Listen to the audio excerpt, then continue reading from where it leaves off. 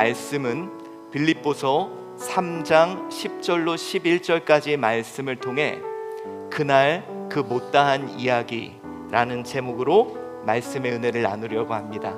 제가 약간 나왔네요. 자, 여러분, 예수 죽음을 이기고 다시 사셨습니다. 우리 옆에 분, 근데 왜 다시 사셨다는데 표정들이 그렇게 안 좋습니까? 우리 옆에 분한테 이 소식을 알려줍시다. 예수님 죽음을 이기고 다시 사셨습니다. 예. 지금 죽음보다 더 큰 문제가 있을까요? 여러분 삶에 있는 문제, 그 문제 속에도 우리는 부활의 힘으로 일어설 것입니다. 우리 옆에 분한테 말씀해 주십시오. 걱정하지 마십시오. 다시 살 겁니다. 예. 그렇잖아요, 여러분. 죽음보다 더 큰 문제가 어디 있습니까? 이 죽음도 이겼는데 우리가 무엇을 못 이기겠습니까? 원래 여러분, 우리 그리스도인, 우리가 2000년 그 고난 속에서도 버텨오고 이겨올 수 있었던 그 원동력은 바로 부활입니다. 다시 산다.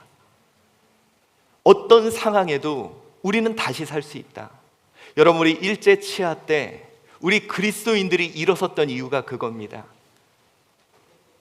우리 전 국민의 2%도 되지 않았던 그 작은 수였지만 일제 치하 때 모두가 끝났다 그럴 때 부활의 주님이 있다면 그 불가능한 상황 속에도 우리는 일어설 수 있다라고 말하며 독립선언서에 33인 중에 16명이 우리 그리스도인이었습니다. 여러분, 전쟁의 폐허 속에서 우리 다시 하나님의 이름으로 일어설 수 있다. 그러며 기도하며 새벽마다 기도하며 철야하며 기도하며 하나님을 의지하며 이제는 전 세계에 이제 선진국 반열에 들어선 것이 바로 우리들입니다. 여러분, 혹시 우리 이 부활의 원동력을 잃어버리고 사는 건 아닌가? 이 부활, 이것이 우리의 엔진인데 엔진이 꺼진 채 악으로 깡으로 살아가고 있는 것은 아닐까요? 여러분, 오늘 이 시간 다시 그 부활의 신앙으로 내 삶의 엔진을 가동하시기 바랍니다. 그 힘으로, 그 능력으로 살아갈 것입니다. 여러분, 오늘 저와 여러분은 한번 이런 질문부터 시작을 해봅니다. 여러분, 왜 하나님이 말씀을 해주지 않을까요? 우리가 고민이 그겁니다. 하나님은 침묵하실 때가 많아요. 여러분, 만약에 하나님이 우리의 인생에 되어질 이야기를 이야기해 준다면, 우리의 삶이 어떻게 될지 이야기해 준다면, 우리의 미래가 어떻게 될지 이야기해 준다면 참 좋을 것 같습니다. 근데 여러분, 우리가 솔직히 속상한 게요, 아니 하나님이 우리 아버지시라며 그러면 우리에게 야, 너 자녀 이렇게 될 거니까 걱정하지 마, 야, 너 인생 이렇게 될 거니까 걱정하지 마, 이야기해 주셔야 되잖아요. 그런데 왜 하나님은 우리에게 그런 이야기를 안 해주실까? 여러분도 고민이지 않습니까? 저도 그래요. 야, 태훈아, 앞으로 우리 교회가 이렇게 될 거야. 저는요, 여러분, 이렇게 말씀해 주시면 어떤 어려움도 이겨내며 참고 갈 수 있을 것 같습니다. 그런데 왜 하나님은 마치 우리 앞에 안개가 있는 것처럼 그렇게 불투명한 인생을 살아가는 것을 그냥 보고 계실까? 좀 확실하게 말씀 좀 해주시지. 근데 여러분, 저는 요즘 문득 이런 생각을 합니다. 때로는 말할 수 없을 때가 있더라고요. 제가 여러분 부모가 돼 보니까요, 자녀에게 때로는 말할 수 없을 때가 있다는 것을 좀 알게 되었습니다.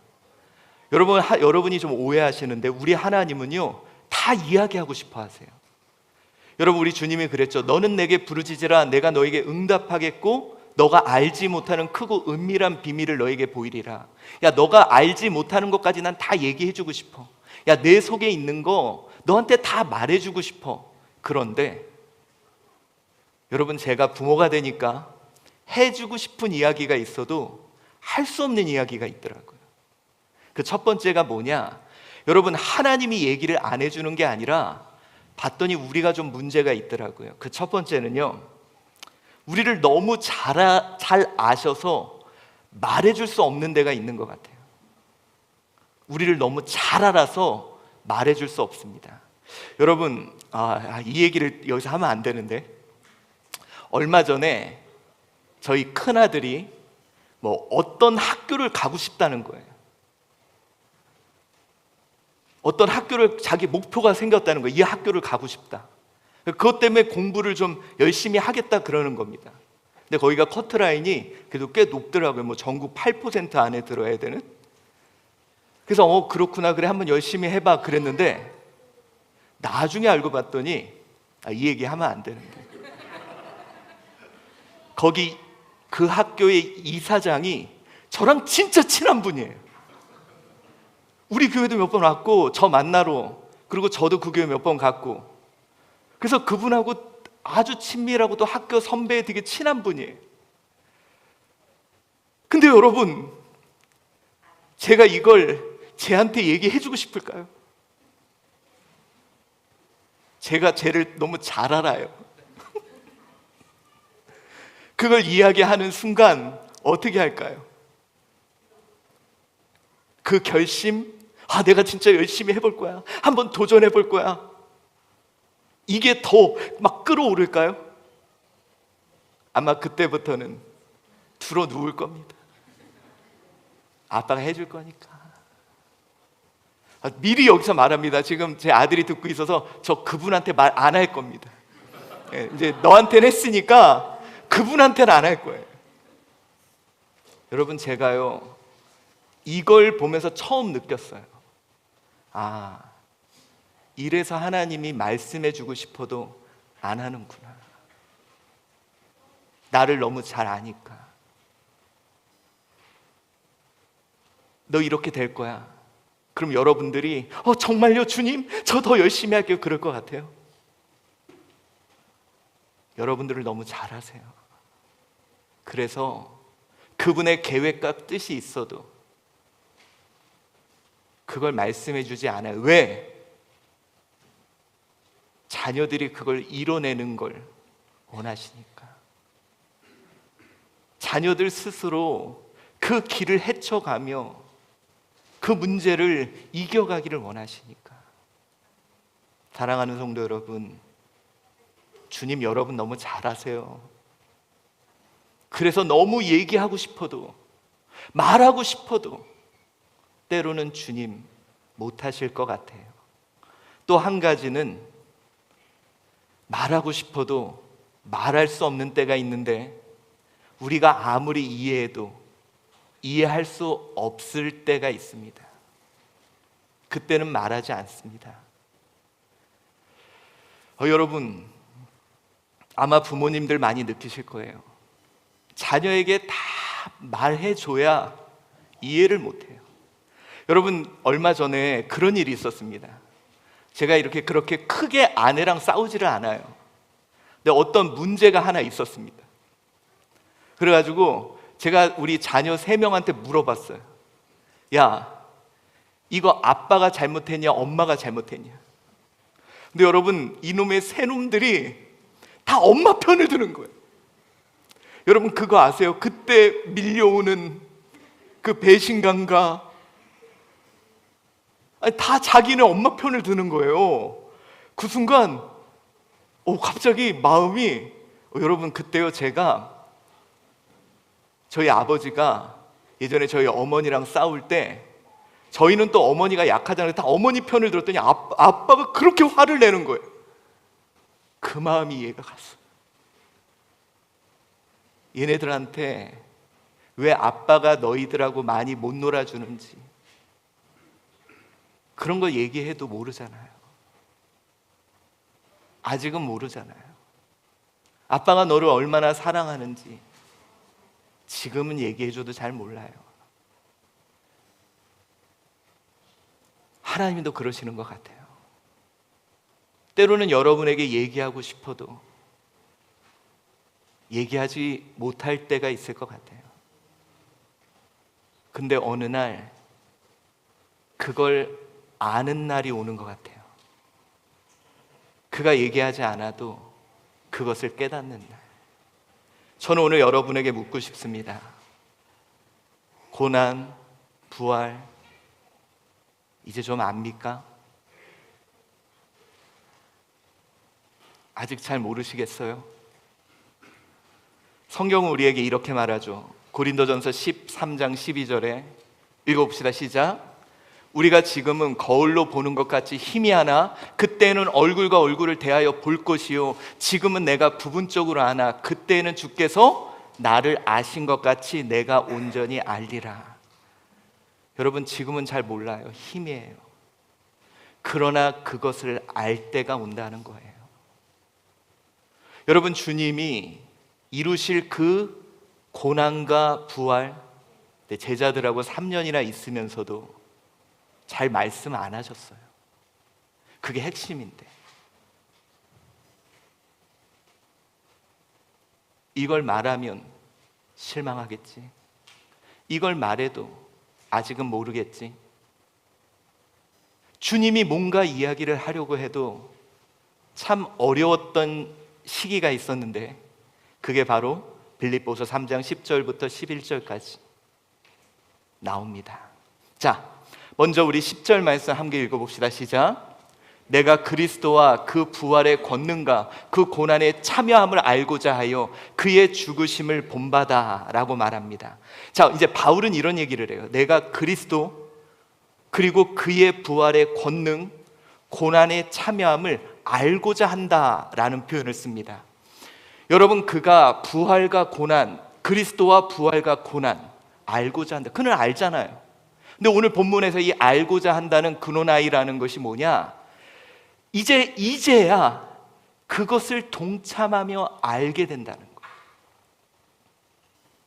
여러분, 어느 날 알게 되는 날이 있습니다. 아마 여기 계신 분들 그럴 거예요. 예전에 우리 엄마가 왜 그랬는지 이해가 안 됐는데 요즘에는 왠지 알 것 같습니다. 예전에는 우리 아빠가 왜 그랬는지 몰랐는데 이제는 알게 되는 것 같아요. 오늘 바울은 말합니다. 이제야 동참하며 알게 되었다. 내가 그리스도와 동참하려 한다. 여러분, 혹시 여러분들은 그날을 기억합니까? 우리 예수님께서 어떻게 보면 처음으로 그 속마음을 이야기했던 그 자리, 제자들을 쫙 앉혀놔요. 같이 밥을 먹습니다. 그러면서 그의 살과 피를 이야기해요. 아마 그때 제자들은 잘 몰랐을 거예요. 그곳에서 예수님의 부활을 말합니다. 그러나 제자들 그때는 잘 몰랐습니다. 여러분, 우리의 삶 어느 날 아는 때가 있을 거예요. 혹시 여러분 그리스도와 동참한 그날 기억합니까? 주님이 내 삶에 걸어왔던 수많은 말들, 주님과 내가 대화 나눴던 그 많은 말들 혹시 기억하고 계십니까? 여러분, 우리 한번 다시 생각해 봐야 합니다. 그 성만찬의 자리에서 우리는 무엇을 생각하고 무엇을 기억했는지 오늘 이 시간 한번 생각해 보시기 바랍니다.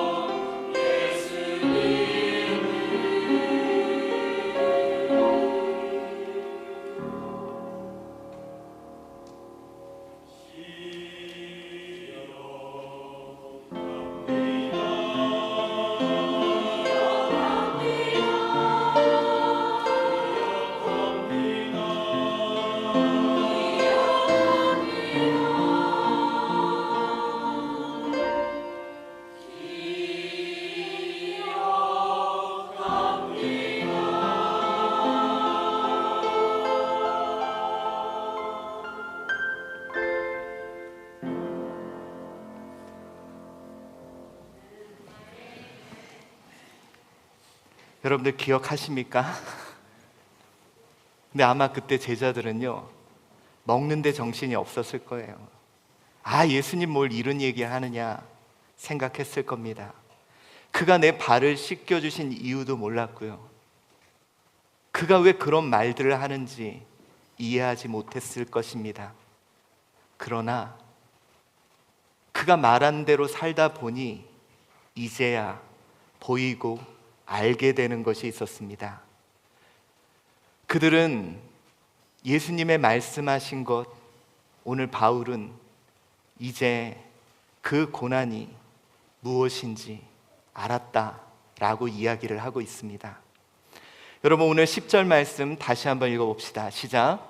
내가 그리스도와 그 부활의 권능과 그 고난의 참여함을 알고자 하여 그의 죽으심을 본받아라고 말합니다. 여러분, 오늘요, 그는 그의 죽으심을 본받겠다고 말을 합니다. 여기서 이 본받는다, 심모르 피조 메노스토, 메노스라는 이 단어는 같은 모양을 가지다는 거예요. 예수가 걸어가신 그 삶, 이제 나도 따라 살겠다는 겁니다. 그렇다면 여러분, 그 고난이 무엇이기에 바울은 이제 나도 그 삶을 살아가겠다라고 말을 했을까요? 자, 여러분, 처음에는요, 제자들을 실망시켰던 예수님의 고난입니다. 여러분, 우리 아시다시피 제자들은 예수님께 기대를 많이 했어요. 여러분, 가룟 유다가 왜 예수님을 팔았을까요? 자신의 기대에 어긋났기 때문이에요. 이분이라면 우리를 이 로마의 압제 속에서 우리를 건져주실 거야. 이분이라면 로마를 물리치고 다시 이 땅에 우리의 나라를 건설하게 해주실 거야. 근데 그 기대가 무너졌습니다. 여러분, 다른 제자들도요, 예수님을 쫓아다녔던 이유가 뭡니까? 예수님이 왕이 됐을 때 내가 오른편, 너는 좌편, 어떤 자리를 차지할까? 그런 기대를 갖고 있었는데요, 그 기대가 무너졌습니다. 그래서 여러분, 예수님의 고난, 그들은 실망했습니다. 우리 베드로가 예수님을 그렇게 쫓아다녔던, 당신은 그리스도시요 하나님의 아들이라고 고백했던 베드로조차 누가복음 22장 57절에 이렇게 말하죠. 베드로가 부인하여 이르되 이 여자여, 내가 그를 알지 못하노라.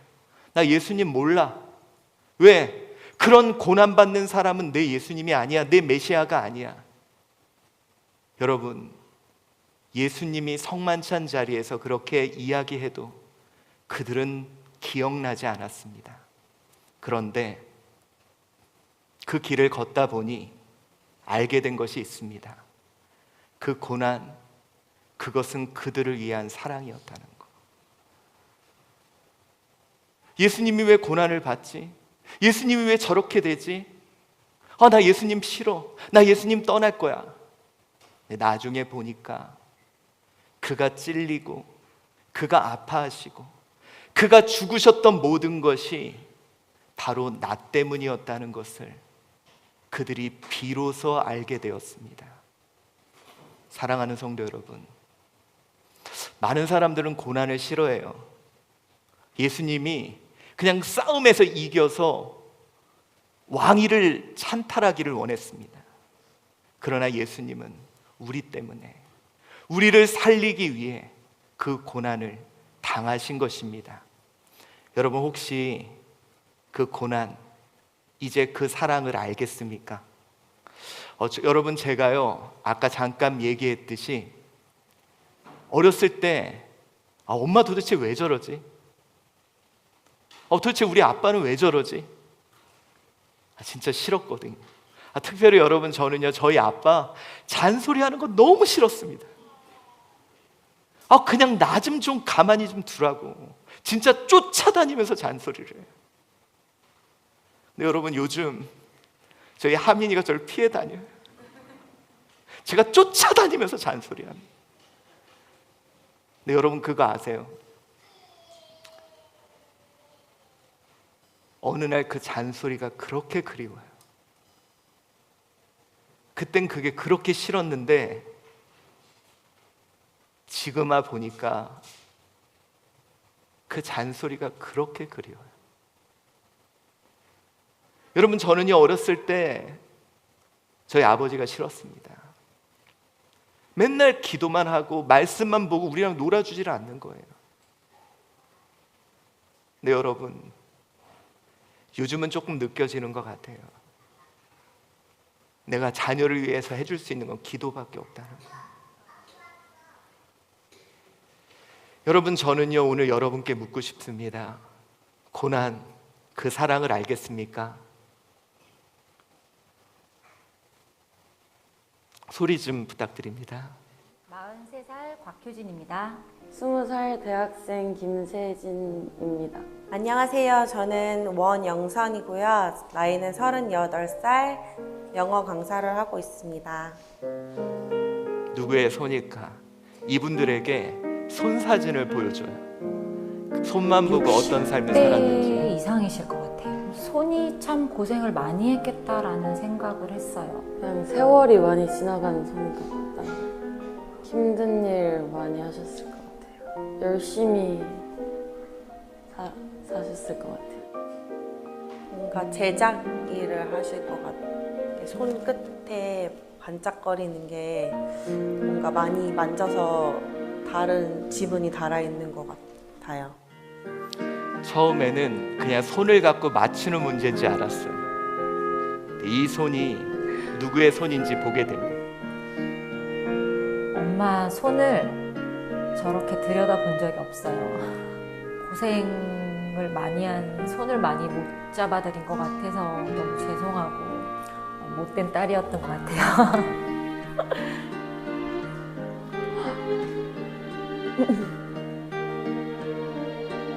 아빠 손인 줄 몰랐어요. 많이 힘드셨을 것 같아서 수고하셨다고 감사하다고 말씀드리고 싶어요. 가장 많이 희생했던 분인데 제가 많이 불평하고 마음을 힘들게 했지만 묵묵히 그 자리에서 저의 불평을 받아주셨다 그 생각이 들었어요. 사랑합니다.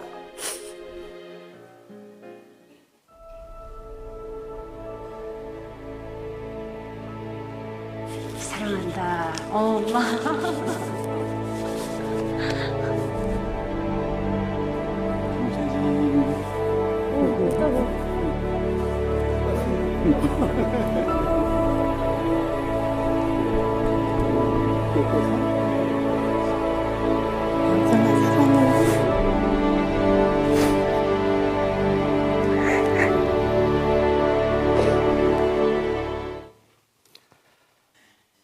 여러분, 십자가가 보입니다.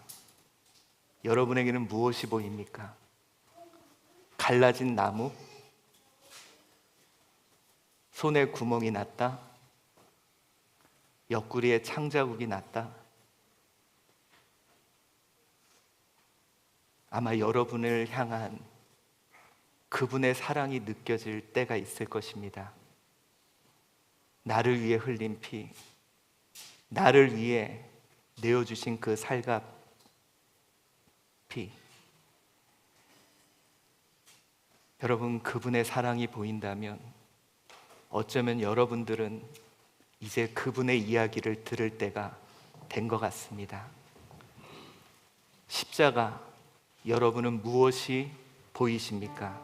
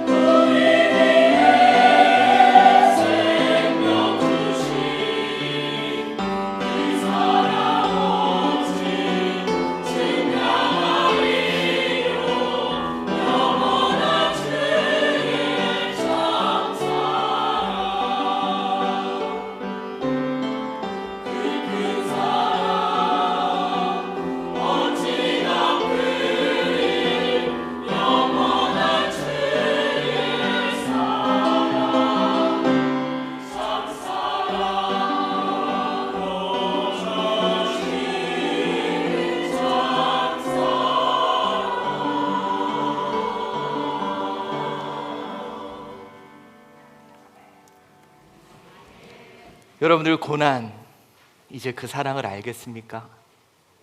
왜 그가 그렇게 아파했는지, 왜 그가 그렇게 무거운 짐을 져야 됐는지, 그의 손과 발이 이제는 사랑으로 보이십니까? 그렇다면 이제 주님이 여러분에게 말씀하실 때인 것 같습니다. 또 우리 한 가지가 더가 있는데요, 주님이 그 성만찬 자리를 통해 우리에게 그날 못다한 이야기가 있습니다. 바로 그 부활, 그 능력에 대한 이야기입니다. 여러분 혹시 그 부활, 그 능력 알고 계십니까? 오늘 11절에 이렇게 말씀하죠. 함께 읽어봅시다. 시작. 어떻게 해서든지 죽은 자 가운데서 부활에 이르려 하노니 라고 말합니다. 어떻게 해서든지 죽은 자 가운데서 부활에 이르려 한다. 이게 원어를 보면 어떤 형태로 되어 있냐면 죽음의 영역에서 부활의 영역으로 도달하려 한다. 다시 말해서 그의 삶이 죽음의 영역 가운데 부활의 영역으로, 생명의 영역으로 그는 나아가려 한다는 거예요. 여러분, 죽음의 영역에 머물렀던 제자들입니다. 예수님이 부활하셨어요. 무덤이 비었습니다. 그런데 그거에 대한 반응은 부활이 있었음에도 불구하고 그들은 좌절과 실망, 결국은 죽음의 영역에 머물렀습니다. 실제로 예수님의 제자들은 이렇게 했습니다. 누가복음 24장 13절 14절입니다. 읽어볼까요? 시작. 그날에 그들 중 둘이 예루살렘에서 25리 되는 엠마오라 하는 마을로 가면서 이 모든 된 일을 서로 이야기하더라. 아멘. 여러분, 예수님이 부활하셨습니다. 그럼에도 그들은 다시 고향으로 갑니다. 예수님이 부활하셨지만 죽음의 영역에서 될 수 없어, 이건 할 수 없어, 그리고 좌절하고 절망하고 있다는 거예요. 여러분, 지금 우리가 그런 것 같습니다.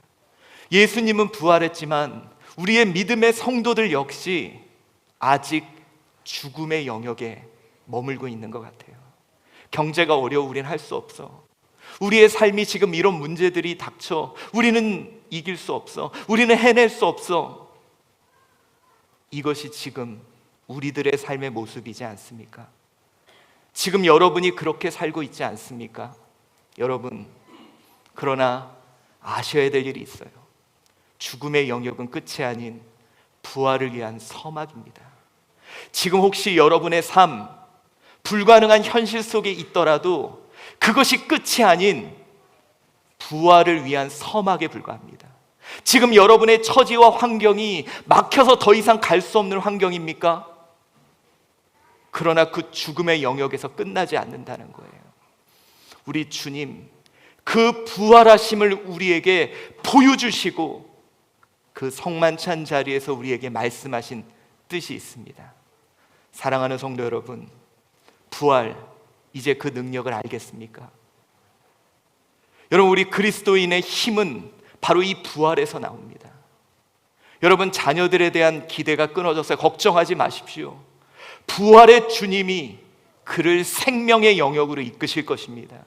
여러분, 여러분의 삶 이제 더 이상 막힌 것 같습니까? 죽음의 영역에서 이제 끝난 것 같습니까? 아닙니다. 그래서 주님이 그 죽음까지 내려가서 승리하는 모습을 우리에게 보여주신 거예요. 사랑하는 성도 여러분, 엠마오로 내려가는 제자들처럼 나의 삶의 죽음의 영역에서 이건 할 수 없어, 이건 될 수 없어 포기한 분들이 있다면 오늘 이제 그 부활의 능력을 알아야 합니다. 그 부활의 능력을 믿어야 합니다. 그 부활의 능력을 확신해야 합니다. 그리고 다시 일어서십시오. 다시 일어서십시오. 부활하신 주님이 무엇이든지 못하겠습니까? 여러분, 죽음보다 더 강한 게 뭐가 있죠? 죽음보다 더 강력한 것이 무엇이 있겠습니까?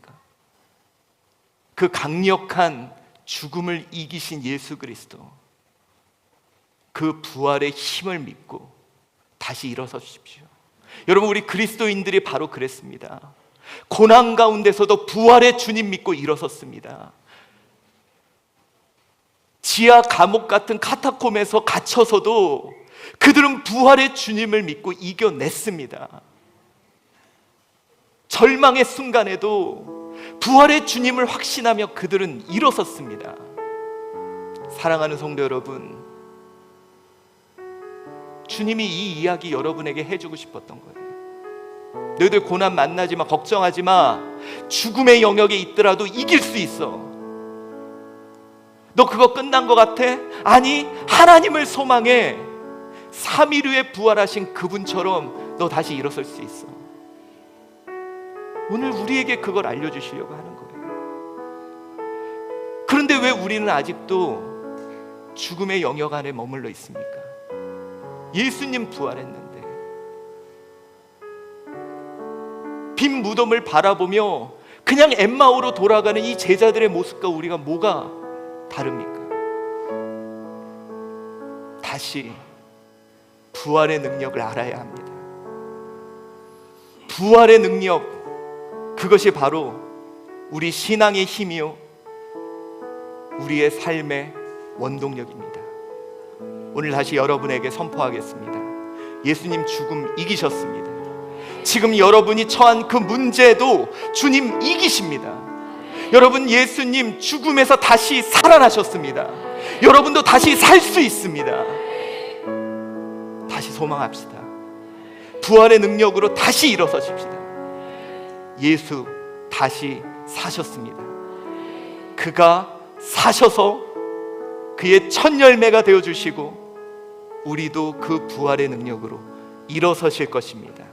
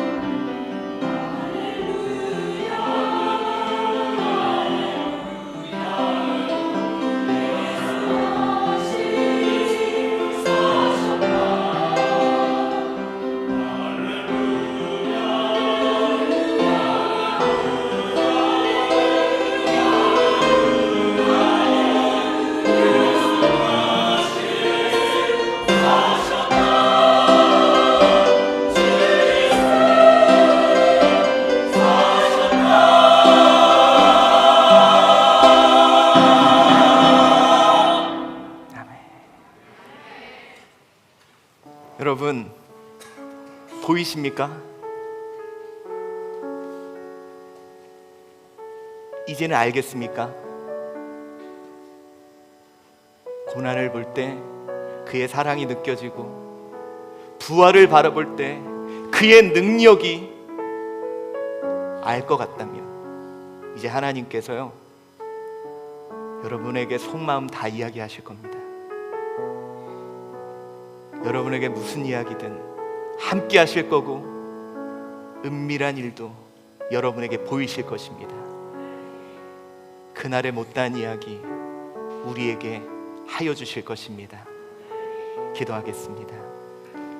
사랑이 많으신 하나님, 성만찬 그날 제자들을 모아놓고 말하고 싶었던 이야기들,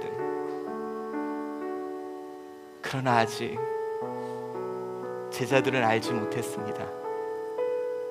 그런데 하나님, 우리 말씀 따라 살다 보니 그 십자가가 사랑임이 느껴집니다. 그 부활이 우리에게 능력임을 알게 됩니다. 하나님, 이제 주님 우리에게 말씀하여 주시고 나 주님과 함께 동행하는, 함께 걷는 우리가 되게 하여 주시옵소서. 감사하오며 예수 그리스도의 이름으로 기도드리옵나이다. 아멘. 여러분, 이 시간에는 우리 성례식을 지내